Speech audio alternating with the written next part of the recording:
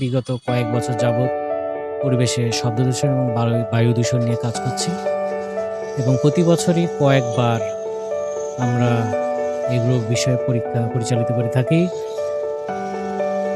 আমরা গত কয়েক বছরের যে ডাটাটা পেয়েছি, সে ডাটাটা কিন্তু আপ ট্রেন্ড। সেটা বরাবরই উপরের দিকে যাচ্ছে এবং সেই বৃদ্ধির হারটা অত্যন্ত আশঙ্কাজনক। আমরা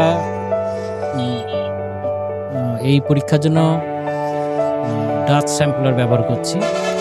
এটাতে PM10 এর যে মাত্রা সেটা আমাদের নির্ধারিত 150 মানমাত্রার থেকে অনেক বেশি পাচ্ছি, 170। এবং PM2.5 যেটা ফাইন পার্টিকেল বায়ুর মান আছে সেটা 65। সেক্ষেত্রে আমরা পাচ্ছি 122 থেকে 130। সেটা সত্যি উদ্বেগজনক মানব দেহের জন্য। ক্যান্সার সহ অন্যান্য শরীরে অন্যান্য জটিলতার জন্য এই যে মানটা পাচ্ছি সেটা আমাদের এখনই খুব গুরুত্বের সাথে নেওয়া উচিত।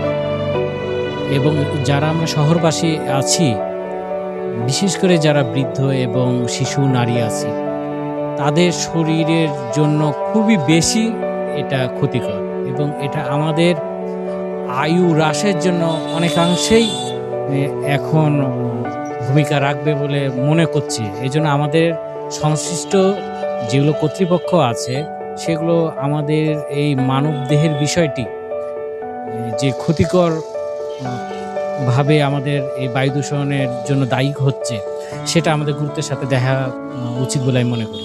রাজশাহী শহরে বায়ুতে ভাসমান ধূলিকণা PM2.5 এবং PM10 এটা মেজার করতেছি। এটা আমরা গত 2 বছর থেকে 2022-এ মেজার করেছি ড্রাই সিজনে, 2023-ও ড্রাই সিজনে করেছি, তার ধারাবাহিকতা এই 2024-এ ড্রাই সিজনে মেজার করতেছি। অবশ্যই 2022-এর চেয়ে এবার 2023-এ আমরা PM2.5 বেশ অনেকটাই বেশি পেয়েছি।